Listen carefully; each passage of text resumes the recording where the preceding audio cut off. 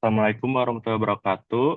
Perkenalkan, kami dari kelompok 6, kelas 4 ATNK.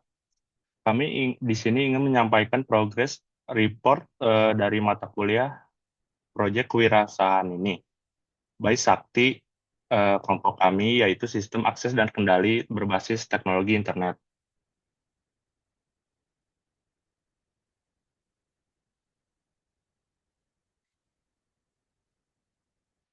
Ini untuk outline-nya ada yang pertama use komponen, flowchart dan diagram, marketing strategi, workflow system, RAB, dan next to do-nya. Selanjutnya akan dijelaskan oleh rekan saya. Oke, memasuki bagian komponen. Seperti yang lihat di sini, kami menggunakan modul Node MCU ESP8266 yang berfungsi sebagai controller dari elektronik seperti LED yang berguna untuk dan juga bisa sebagai input dan output melalui pin GPIO. Lalu ada komponen seperti mur dan baut untuk menghubungkan PCB dan juga casingnya. Lanjut.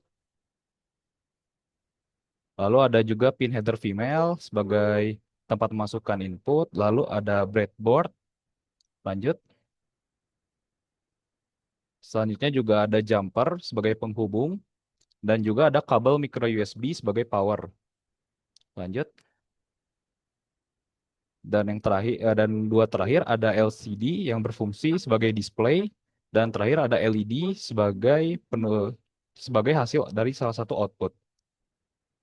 Oke. Oke, memasuki bagian flowchart, bisa dilihat di sini ada inisialisasi hardware yang berupa ESP8266 dan juga LCD. Yang lalu saat dinyalakan LCD akan menampilkan sting starting untuk mencari WiFi yang sudah tersimpan. Lalu jika WiFi tidak ditemukan akan balik lagi ke atas dan melampilkan sting string. Tapi jika WiFi ditemukan, maka akan menampilkan tulisan connected dan alamat IP di LCD. Lalu pada port 80 akan menjalankan web server.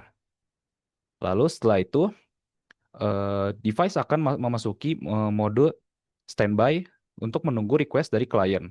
Apakah ada request? Jika ada, apakah requestnya berupa smart lamp, smart TV, atau smart door? Ada 3.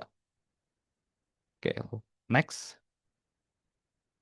Oke, saat masuki smart lamp, maka ada 2 perintah. Yang pertama ada lamp on dan lamp off. Jika lamp on, maka pin D5 akan masuki state high, dan jika lamp off, pin D5 akan masuki state low. Untuk smart TV ada 2 parameter tombol, yaitu pemindahan channel dan juga volume. Dapat tampilkan juga perintah di LCD dengan timer eksekusi selama 3 detik. Dan yang terakhir ada smart door, digunakan untuk simulasi akses pintu menggunakan pin D6 dan juga pin D7. Jika pin D6 sama dengan high, maka akses diterima, dan pin D7 sama dengan high, maka akses ditolak. Oke, memasuki marketing strategi yang akan dijelaskan oleh rekan saya. Baik, terima kasih. Di sini saya akan menjelaskan strategi marketing dari produk Sakti, yaitu Smart Home IoT Learning Kit. Jadi, strategi pertama adalah konten marketing melalui sosial media, khususnya untuk Instagram dan TikTok. Jadi, konten yang akan kami buat itu meliputi demo smart home, proses perakitan alat, tutorial coding menggunakan ESP Home maupun Arduino, serta showcase dashboard IoT. Jadi tujuannya agar audiens itu tidak hanya melihat produk, tetapi juga memahami proses pembelajaran di dalamnya.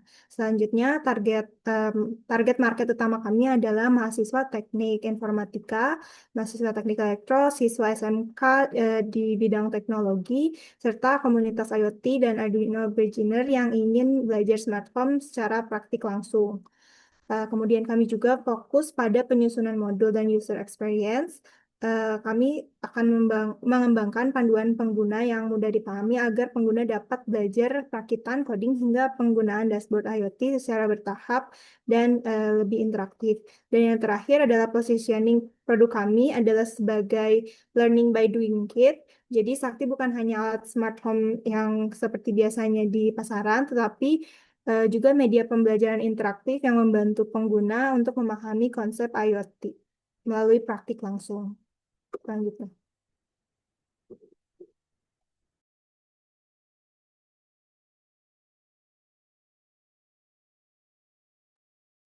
Selanjutnya ini ada workflow-nya yang dimana di tahap awalnya ini ada inisialisasi sistemnya atau start-nya. Jadi di sini kita menggunakan Wemos D1 Mini yang mengaktifkan pin, misalnya pin D1 atau D2 yang sebagai output-nya. Jadi di sini Wemos memulai koneksi serial untuk debugging pada kecepatan 115.200 baud. Selanjutnya di sini Wemos ini akan mencari dan terhubung ke SSID Wi-Fi. Contohnya di sini seperti pada gambar. Lalu setelah terhubung ini, Wemos mendapatkan alamat IP lokal, misalnya 192.168.0.181, yang dimana IP ini akan dimasukkan ke website selanjutnya. Setelah dimasukkan ke website, nanti akan muncul menjalankan web server ini. Jadi algoritma menjalankan layanan web server pada port yang digunakan. Misalnya di sini kita memakai port 80 untuk menjalankan web servernya yang digunakan dan menunggu kiriman data dari browser. Selanjutnya ini ada membaca input pengguna yang dimana kita sebagai pengguna dapat menekan tombol di HP dan browser ini mengirim perintah ke Wemos tersebut. Bisa apakah Smart Lamp, Smart TV, atau Smart Door. Selanjutnya, contohnya kalau untuk ke Smart Lamp atau LED, jika kita menekan tombol on, maka lampu akan menyala dan LED indikator di PCB ikut aktif sebagai penanda visualnya. Dan Wemos ini akan mengirimkan pembaruan atau update status ke halaman web browsernya bahwa LED ini menyala atau mati.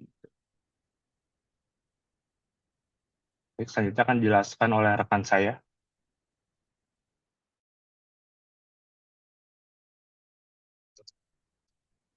Baik, terima kasih. Selanjutnya berikut ini adalah rencana anggaran biaya untuk satu set chipnya dengan total Rp219.815 yang terbagi menjadi dua bagian, yaitu ada komponen dan bahan yang terdiri dari beberapa perangkat dan juga komponen yang dibutuhkan dengan total Rp179.815. Lalu bagian dua ada kemasan dengan total 40.000 yang terdiri dari acrylic case dan juga spesial dan juga bautnya. Dan seluruh harga ini diperoleh dengan membandingkan harga dari dua marketplace yang berbeda. Oke, selanjutnya dilanjutkan oleh rekan saya. Nah, baik.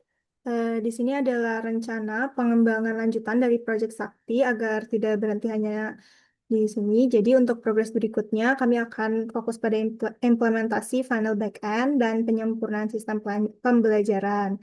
Jadi nanti akan ada modul yang berisi source code dan juga contoh mini project yang dapat digunakan user untuk belajar secara mandiri. Lalu kami juga akan melakukan riset untuk kebutuhan data pendukung dan pengembangan fitur.